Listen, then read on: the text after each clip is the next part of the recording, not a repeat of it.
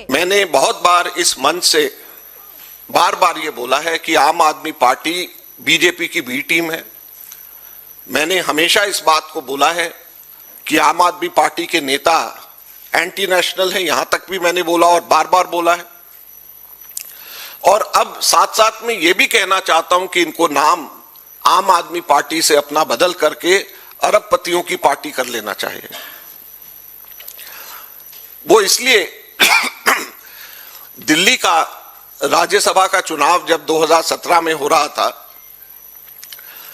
नवंबर 2017 के अंदर मेरे पास में इनके बाद में राज्यसभा के सांसद बने एक नेता आए मेरे पास में, और वो हमारे ट्रेडर्स कांग्रेस के अध्यक्ष थे। उनको मैंने ट्रेडर्स कांग्रेस का अध्यक्ष बनाया था, सुशील गुप्ता जी को। जब वो मेरे पास में आए, ट्रेडर्स कांग्रेस का अध्यक्ष उनको मैंने बनाया, तो उन्होंने नवंबर 2017 में कहा कि माकन जी मैं इस्तीफा देना चाहता हूं। तो मैंने कहा क्यों इस्तीफा देना चाहते हो आप, बताओ क्या मदद आपको चाहिए। आपको अभी मैंने पीसीसी का डेलीगेट भी बनाया, आपको पिछली बार असेंबली की टिकट भी दी, फिर आप क्यों नाराज हो।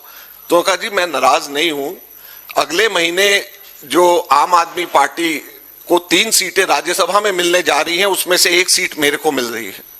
कांग्रेस में थे। तो मैंने कहा अरे आप क्या बात करते हो, आपको कैसे सीट दे देंगे।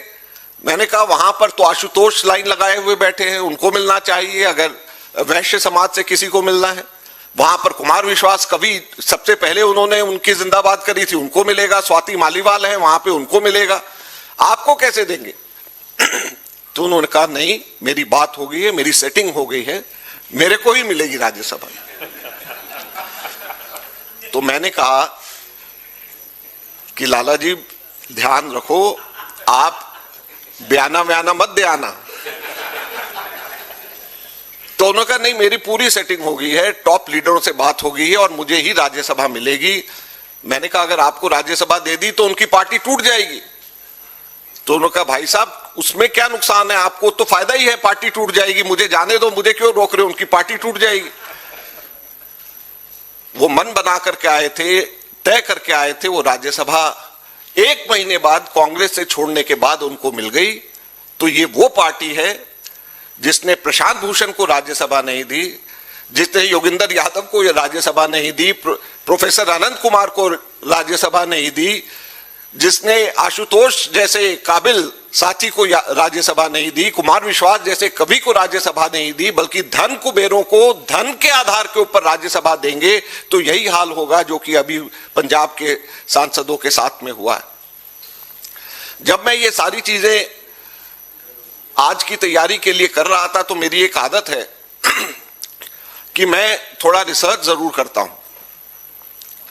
तो मैंने कहा कि ये जो धन कुबेरों को टिकट दी गई है, इसकी कोई क्वांटिफाई करना चाहिए। इसको कल मैं प्रेस कॉन्फ्रेंस में जा रहा हूं, तो इसको कुछ आंकड़ों के साथ तो मेरे को बोलना चाहिए। तो मैंने कहा कि इन सबके एफिडेविट निकालते हैं जो ये सातों गए, और देखते हैं कि इनकी टोटल कुल नेटवर्थ कितनी है। इन्होंने एफिडेविट के अंदर डाला है, और आप साथियों हैरान होंगे, जो मैं आंकड़े आपको बताऊंगा वो चौंकाने वाले। 7 लोगों की टोटल तो मेरी कैलकुलेशन से बाहर है, लेकिन जितने टोटल थे उसको 7 से डिवाइड किया, तो जो प्रति राज्यसभा, प्रति व्यक्ति राज्यसभा जो इनकी नेटवर्थ है वो है 818 करोड़ रुपया प्रति राज्यसभा। 7 एमपी जो आम आदमी पार्टी से छोड़ करके भाजपा गए हैं, 818 करोड़ रुपए, 50,35,420 एग्जैक्टली 420 भी है लास्ट में। 818 करोड़ 50,35,420 रुपया, ये औसत प्रति राज्यसभा एमपी की जो आम आदमी पार्टी से भाजपा के अंदर गया है, वो उसकी औसत है। तो ये कहां के आम आदमी पार्टी है, ये अरबपतियों की पार्टी है। जब टिकट पैसे और धन कुबेरों को उसके आधार पर मिलता है, तो ये किस तरीके से ये कह सकते हैं कि हम आम आदमी की पार्टी है। और फिर उसके बाद में मैंने एक और रिसर्च किया।